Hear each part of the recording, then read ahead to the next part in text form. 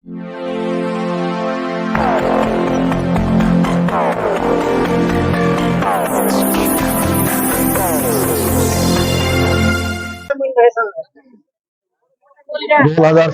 पंचायत समिती जिल्हा परिषद निवडणुकीसाठी आज भारतीय राष्ट्रीय काँग्रेसच्या पक्षातर्फे खरोळा असेल, पानगाव असेल, कोरेगाव असेल, पानखेडा असेल या सर्कल मधून जिल्हा परिषद पंचायत समितीच्या सर्व उमेदवार आज या ठिकाणी दाखल झालेले आहेत.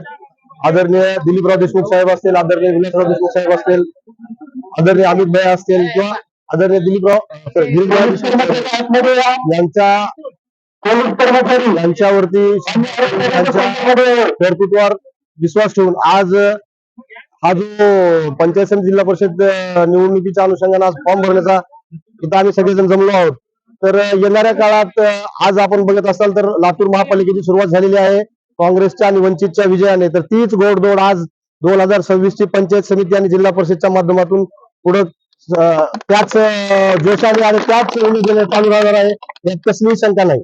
पण तुमच्या मतदारसंघातले नेमके लोकांच्या अडचणी काय आहेत आणि त्या कशा आपण सोडविणार आहात? खरोळा मतदारसंघ गेली 25 ते 30 वर्ष झाली भाजपचा बाल्य केला. आपण जर तिथल्या मला विचारण्यापेक्षा तिथल्या स्थानिक लोकांना जाऊन विचारलं, रस्ता असेल, पिण्याचं पाणी असेल, अहो हे सगळे सोडा. त्यांची मानसिकता अशी आहे की तुम्ही आज जिल्हा परिषद कन्या शाळेमध्ये गेलात तर महिला मुलींना शौचालयात जाण्यासाठी बाथरूम सुद्धा नाही. मग याला अधिकार काय लोकांना मतदान मागण्याचा मला हे समजत नाही. त्यांनी पुण्यात मुद्द्यावरती कशाच्या मुद्द्यावरती निवडणूक लढत आहेत. जे घराणीशाही आहे आज आपण बघत आहेत 25-25 वर्ष झालं, 30-30 वर्ष झालं एकाच पक्षातून आज उमेदवारांनी देत आहेत आणि एकाच ह्याच्यातून देत आहेत घरातून.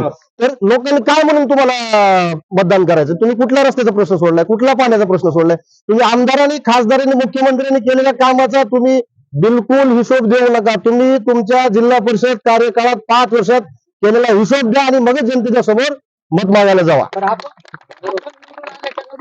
लोकांच्या समस्या ज्या काही आहेत त्या तुम्ही स्वतः मांडल्यात, त्या सोडवल्या जातील का? ह्या सोडवण्याचा प्रामाणिक प्रयत्नच नाही, हा मानस असेल आणि तो सोडवल्याशिवाय मी गप्प बसणारच नाही.